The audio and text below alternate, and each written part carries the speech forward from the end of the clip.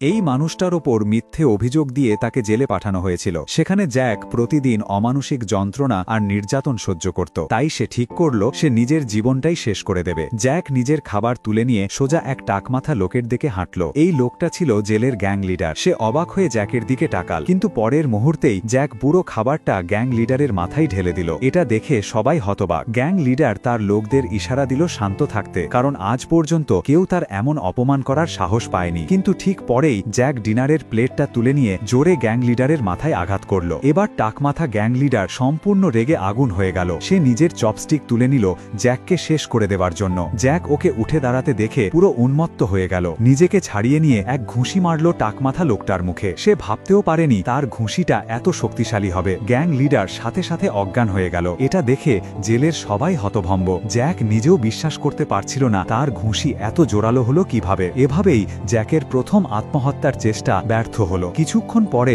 জ্যাকের চোখ পড়ল এক বন্দির দিকে, যার বুকে লাল কার্ড ঝোলানো ছিল। সে ছিল জেলের সবচেয়ে ভয়ঙ্কর খুনি, এমন এক লোক যাকে জেলের গার্ডেরাও বিরক্ত করতে সাহস করত না। কিন্তু জ্যাক নিজে তার কাছে গেল। জ্যাক ইচ্ছে করে তাকে উত্ত্যক্ত করতে লাগলো, যাতে সে রেগে গিয়ে তাকে মেরে ফেলে। জ্যাক তার পুরো পরিবারকে গালাগাল দিল, এমনকি শারীরিক অঙ্গভঙ্গিতেও তাকে রাগানোর চেষ্টা করল। অবশেষে খুনি ছুরি বের করল। জ্যাকের মনে এক আশার আলো জ্বলে উঠল। সে তাড়াতাড়ি সেই ছুরিটা কেড়ে নিল, নিজের গলায় ধরল আর বলল, চল শেষ করে দে আমার জীবনটা। কিন্তু সে কল্পনাও করতে পারেনি যে খুনি সবাইকে ভয় দেখায় সেই এখন ভয় পেয়ে গেছে। সে আঘাত করার সাহস পেল না। খুনি এতটা চমকে গেল যে ভেবেই পেল না এই মানুষটা তো তার থেকেও বেশি পাগল। সে মানসিকভাবে ভেঙে পড়ল, মাটিতে বসে শিশুর মতো কাঁদতে লাগলো। এইভাবে জ্যাকের দ্বিতীয় আত্মহত্যার চেষ্টা ব্যর্থ হল। ধীরে ধীরে জ্যাকের অদ্ভুত আচরণে পুরো জেল অবাক হয়ে গেল। সবাই তাকে ভূতের মতো ভয় পেত। ক্যান্টিনের স্টাফরাও তাকে চোখে চোখ রেখে কথা বলার সাহস পেত না। তারা তাকে বাড়তি খাবার দিত যেন সে রাগ না করে। কিন্তু জ্যাকের এসব কিছুই চাই না ছিল।